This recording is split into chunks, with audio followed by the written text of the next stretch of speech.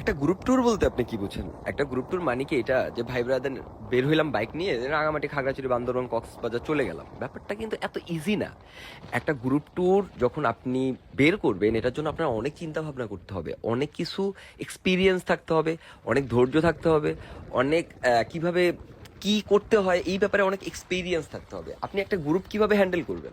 একটা গ্রুপের ভিতরে অনেক মানুষ থাকে, অনেক মানে র্যান্ডম মানুষ থাকতে পারে, নোন পার্সন থাকতে পারে, আননোন থাকতে পারে, অনেক আপনার থেকে বেশি এক্সপিরিয়েন্স থাকতে পারে। সো এই যে মানুষগুলা, এই মানুষগুলাকে কিন্তু আপনি হাসি মুখে তাদেরকে ম্যানেজমেন্ট করবেন। তারা যেন আপনার কথা শুনে, আপনি যেভাবে বলতেছেন হাসি মুখে তাদের বুঝায় বলতে হবে। তাদের সাথে রাগারাগি করলে হবে না, আবার যে অলওয়েজ হাসি মুখে বলবেন তা করলেও হবে না, রাগও দিতে হবে। এই গ্রুপের ভিতরে সবারই দামি দামি বাইক থাকে, কেউ যেন কারো ওভারটেক না করে এই জিনিসগুলো খেয়াল রাখতে হবে, কেউ যেন টানাটানি না করে সেটা খেয়াল রাখতে হবে, কোনো গাড়ি ঝামেলা হলো নাকি সেটা খেয়াল রাখতে হবে, কারোর সাথে কারো যেন ঝগড়া না হয় সেটা খেয়াল রাখতে হবে।